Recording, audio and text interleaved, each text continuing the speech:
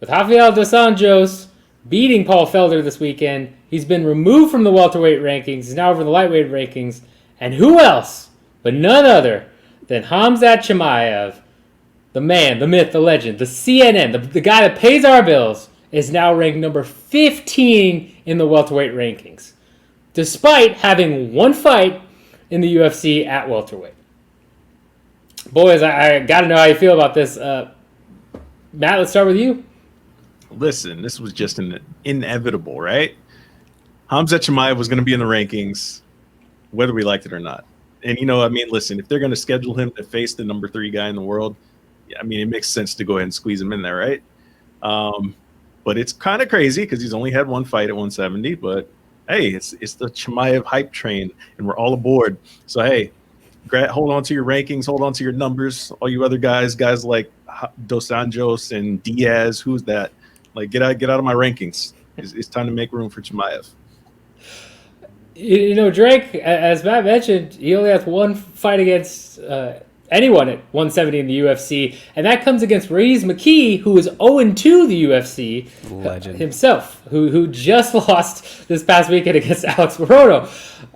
Do you agree with Mr. Wells here that Chimaev, just based on his pure dominance, deserves that number 15 spot? I like the line of thinking Matt's presented here, all right? You can't deny what the man is throwing at us, right?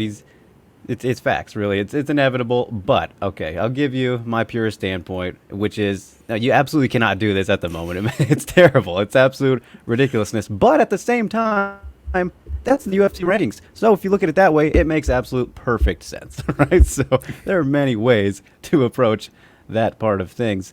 It's crazy, and I think that I think Aaron Bronsteter has a lot of blame for this. Let's shout out to him because he's been the biggest supporter of ranking Chimaev in both weight classes. He's not even happy with him at welterweight. He wants middleweight as well. So I'm gonna blame Aaron for this happening, even though I don't think he's on the panel.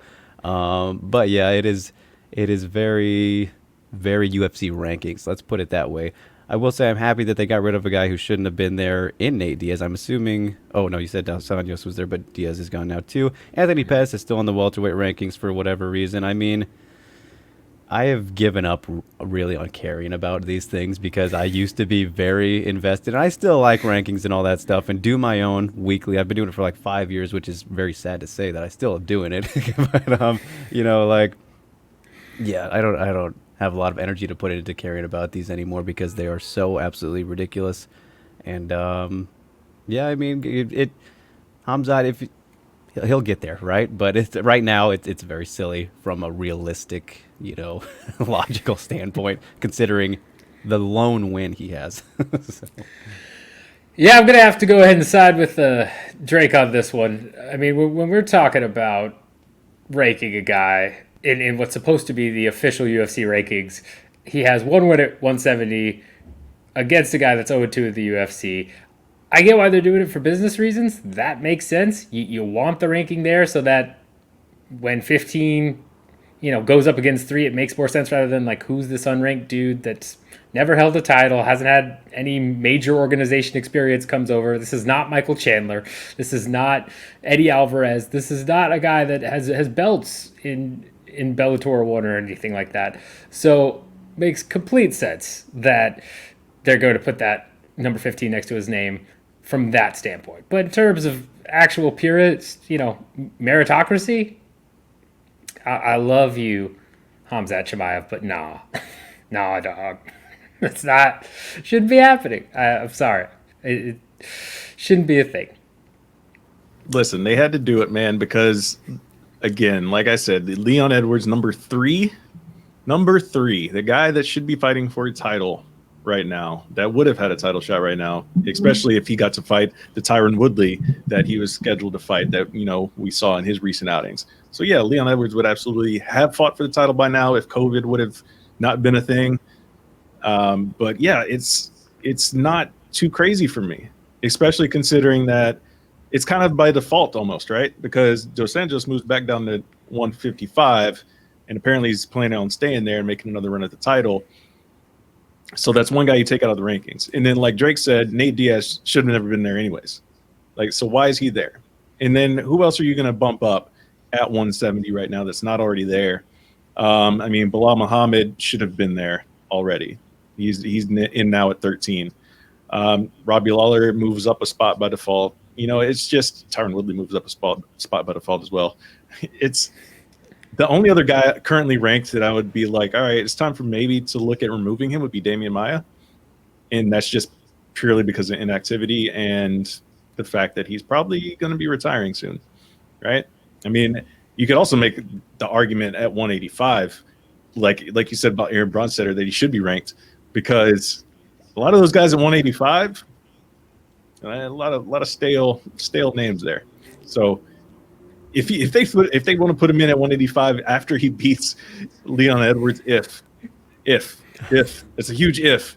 Go check our other videos on this. It's a huge if. Slide him in at 185 too, just for the hell of it. Have him ranked in both divisions. Why not? Let's get silly. You know, that's a great point. When you're looking at who Chimaev has beat the UFC, a ranking at 185 makes way more sense than at 170, in my opinion. Drake, do you think, from your purest standpoint, that he's done enough to earn a number 15 at middleweight? I mean, no, I totally agree with you in terms of which one makes more sense. Yeah, you put him in the middleweight one because Gerald Meerschaert, I mean, he might not have been a top 15 guy necessarily, but he was close. He was a lot closer than Rhys McKee, right? by miles, by miles. I mean, Gerald Meerschaert has been in the UFC for a couple of years now. Was actually, you know, a decent run before losing to Chimaev, even though he had some, you know, robbery mixed in there with Eric Anders and whatnot. But yeah, Meerschaert, his best win. And then, you know, before that, what the John Phillips one was, you know, John Phillips I've never been too high on before, and the poor guy just got cut himself. So condolences to him for losing his job and all that. But, I mean, yeah, I mean, more wins at middleweight, first of all, and then better wins, just flat out. So, I mean, yeah, middleweight ranking him makes a whole lot more sense at welterweight. But, of course, this is entirely promotional, you know, like marketing, for the fight aspect of things, which is just another reminder of why it is so goddamn funny that Dana insists that they are not making up the rankings. You know, like, sure, okay, you know, we have people we know who are on the rankings panel and all that, and they put in their submissions and whatnot, but UFC pushes them a little bit in certain directions, whether anybody wants to admit it or not.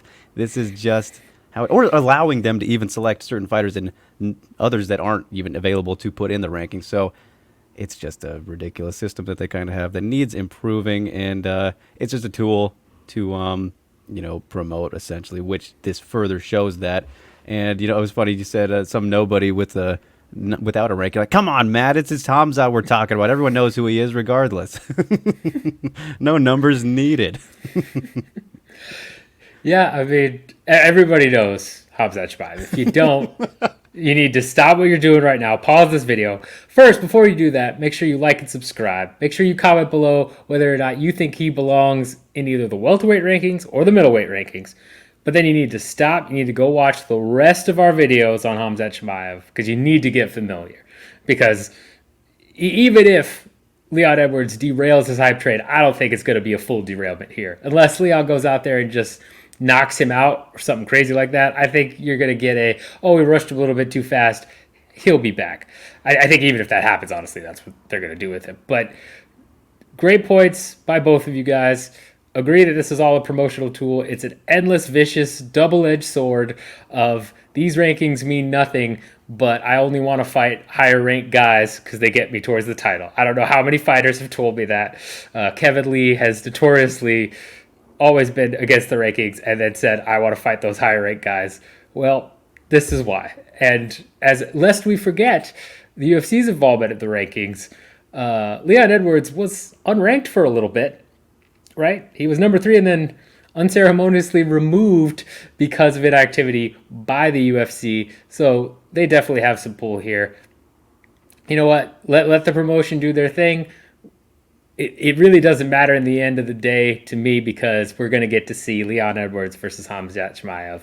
And if you haven't seen it already, go watch that prediction video that we have that talks about who we think is going to win and why. So, listen.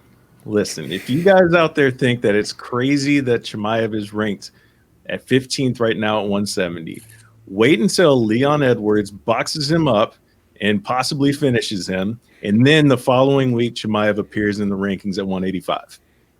Just saying. It could happen. It could happen.